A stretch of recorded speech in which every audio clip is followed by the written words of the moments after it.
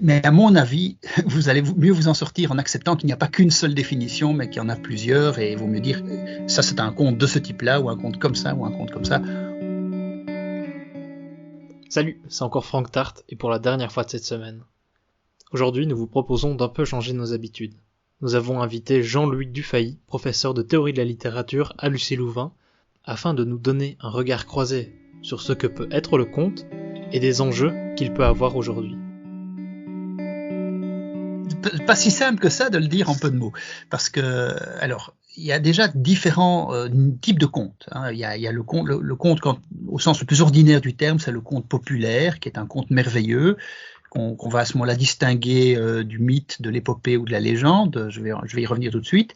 Le conte populaire, par définition, c'est le conte qu'on se raconte oralement dans un cercle familial ou un cercle amical ou un cercle dans un milieu populaire, mais qui n'a pas une prétention à la littérature. Donc c'est quelque chose qui circule dans le bouche à bouche, dans le bouche à oreille plutôt, d'une génération à l'autre. Ça, c'est le conte au sens le plus ordinaire du terme. Je pense que spontanément, c'est à ce type de conte-là qu'on pense quand on parle de conte. Cela étant, si vous avez lu La Belle au bois dormant, Le Petit Chaperon rouge, Le Petit Poucet dans la version de Perrault, vous n'avez pas lu des contes populaires. Vous avez lu des contes qui étaient à l'origine populaires, mais vous en avez lu une version littérarisée, écrite parfois même en vers, en tout cas dans un français très élégant, par un écrivain professionnel qui a recueilli ce conte et qui l'a transcrit et qu'il a peut-être retravaillé à sa sauce. Ce qu'a fait notamment Perrault, ce qu'a fait Andersen, ce qu'ont fait les frères Grimm, etc. Hein. Il y a toute une série d'écrivains qui se sont appropriés les contes et qui en ont fait des contes littérarisés. Et puis, il y a ce que certains écrivains appellent des contes et qui sont presque des nouvelles. Par exemple, Maupassant a publié une série de recueils qu'il appelait Contes et nouvelles, et bien malin qui va dire quels sont les contes et quelles sont les nouvelles dans les recueils de récits courts de Maupassant. Il y a aussi les contes philosophiques de Voltaire, les contes fantastiques d'Edgar Poe, les contes cruels de Villiers de l'Isle-Adam. Tout ça, ce sont des contes qui sont en fait des récits purement littéraires, qui ne viennent pas du tout d'origine populaire, et qui sont des créations qui ont un rapport avec les contes populaires, parce qu'il y a une dimension sans doute morale et une dimension, entre guillemets, simple dans la narration, mais qui sont des pures créations littéraires. Donc vous voyez, il y a déjà ces trois niveaux-là, hein, contes populaires, contes littérarisés, et les contes vraiment littéraires, qui sont des créations pures.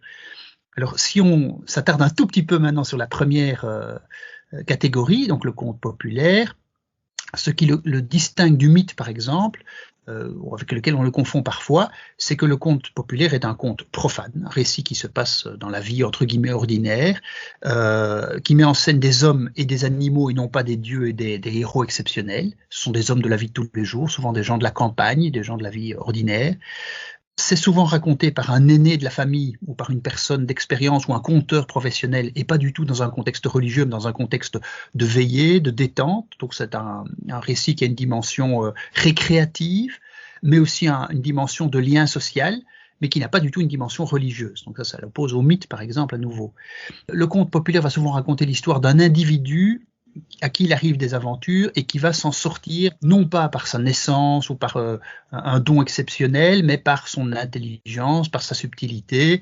Parfois il commet des bêtises et parfois il va parvenir à dépasser ses bêtises. La Belle au bois dormant, elle a commis l'erreur de se laisser piéger, Blanche-Neige aussi, mais ils vont quand même arriver finalement à recevoir la récompense de leur mérite et de leur courage. Donc vous voyez que le conte raconte une histoire exemplaire de quelqu'un qui peut être vous et moi, à qui, enfin, même si nous n'avons peut-être pas rencontré des ogres et des princes charmants ou des sorcières ou toutes sortes d'animaux ou de personnages particuliers, mais c'est quand même des histoires qui touchent des individus de la vie ordinaire, si vous voulez. Ils ont une dimension orale aussi, ça c'est très important. Le conte populaire, il est fait pour être raconté, donc il y a souvent une formule d'introduction rituelle, il était une fois, ou bien cric crac mon histoire commence, bim boum mon histoire est finie. Enfin vous voyez, il y a des formules rituelles qui montrent qu'on est dans le récit oral et pas dans une écriture littéraire recherchée. Il y a une dimension interactive dans le conte. Souvent, le conteur professionnel va s'interrompre pour interroger le public et permettre au public de participer. C'est des personnages assez stylisés, assez simples, assez stéréotypés, et les récits eux-mêmes sont relativement stéréotypés. Le conte se définit par son oralité, je l'ai dit, par son côté interactif, par son côté récurrent, par le côté stéréotypique et stylisé des actions et des personnages.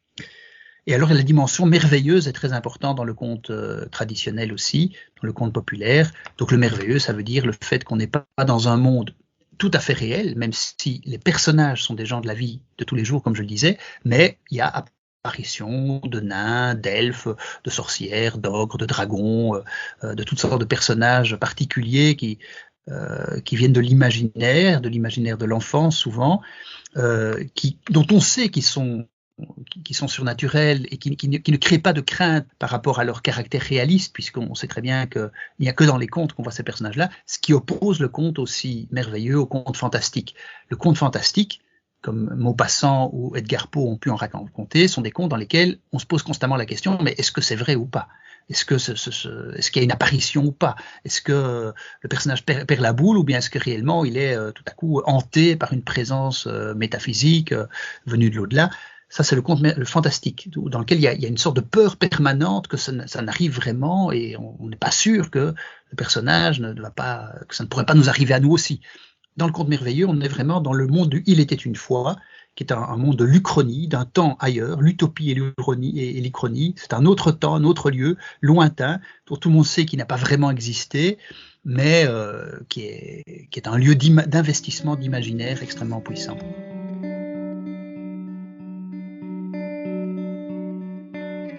C'est un genre très intéressant à enseigner parce qu'il a là une dimension. C'est un texte court, souvent le conte. Il est relativement simple par sa structure à cause des stéréotypes et du coup, il est intéressant de l'enseigner justement pour pouvoir faire connaître une matrice d'un genre qui va permettre d'en lire d'autres au départ de ce qu'on aura lu.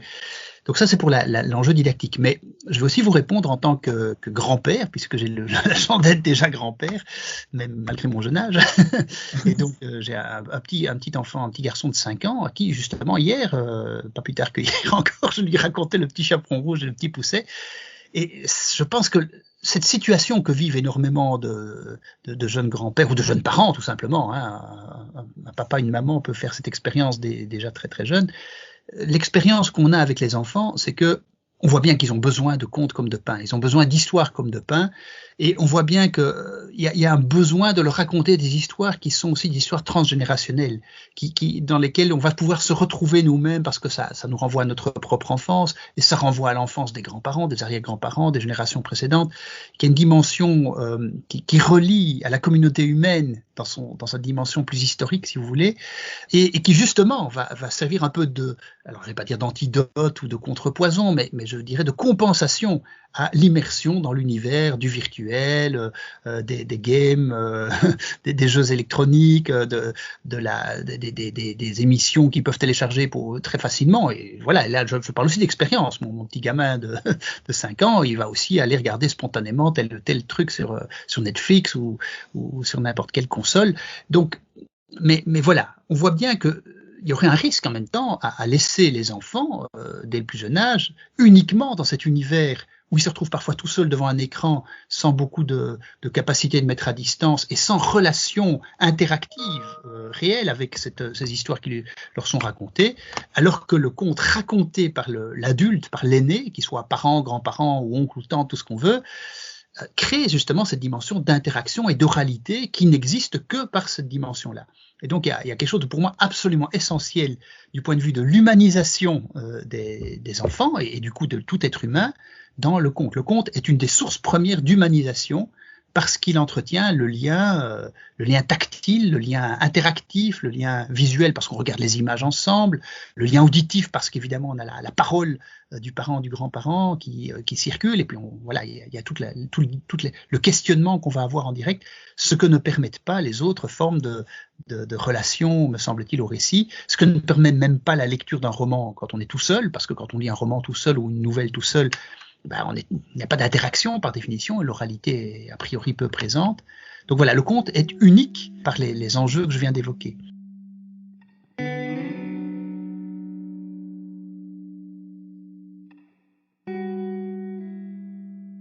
Quand les adultes vont aller vers le conte, ils aimeront bien que le conte soit un peu parodique, Ils aimeront bien qu'on mélange les personnages, les contes de Pierre Gripari, par exemple, qui s'adressent déjà à des enfants plus grands, ou les contes de Michel Tournier.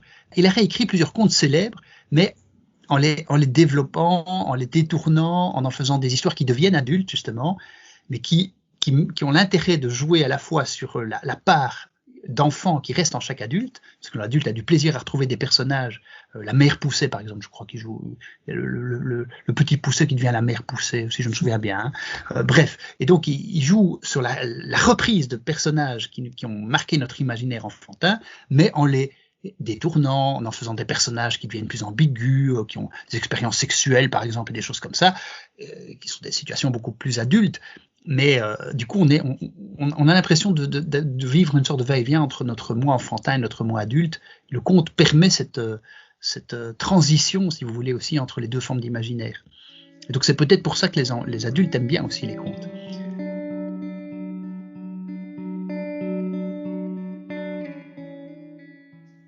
Alors, à l'origine, bien sûr, si on relit bien le conte de Perrault, je ne sais pas si vous connaissez la version de Perrault et pas la version qu'il y a dans les livres pour enfants. Oui. Chez Perrault, c'est tout à fait clair qu'il s'adresse aux jeunes filles en leur disant « Attention, les loups, c'est pas seulement des animaux à poil, ça peut être aussi des hommes qui vous attirent dans des ruelles. » Et alors, le mot ruelle désigne l'espace qui est entre le mur et le lit à l'époque. Donc, ça veut dire clairement, ce conte s'adresse, la morale du conte Le Petit Chaperon Rouge, que je ne peux pas vous citer de mémoire, mais je me souviens très bien qu'elle était très explicite, c'est adressé aux jeunes filles, quoi. Faites attention à ceux qui peuvent vous emmener dans leur lit, quoi. C'était explicite. Mais Perrault avait un double public, hein. Ces contes étaient destinés à l'éducation des enfants, certes, mais certains d'entre eux étaient écrits en vers, donc ce qui est quand même pas si facile à lire pour des enfants. Et il savait très bien, d'ailleurs toute personne qui publie des contes en version volume le sait très bien, c'est que c'est pas l'enfant qui va l'acheter, c'est l'adulte qui va l'acheter le livre et qui va le raconter à ses enfants. Donc il s'adressait à la fois à ceux qui allaient transmettre les histoires et à ceux qui allaient les entendre. Donc il y a parfaitement moyen de lire tous les contes de Perrault à double entente. Il y a moyen d'y voir des allusions sexuelles à tire-larigot dans tous, si vous les lisez attentivement, et des allusions au monde adulte qui n'étaient pas perceptibles par des enfants. Donc il y a vraiment deux codes de lecture possibles. C'est particulièrement vrai chez Perrault.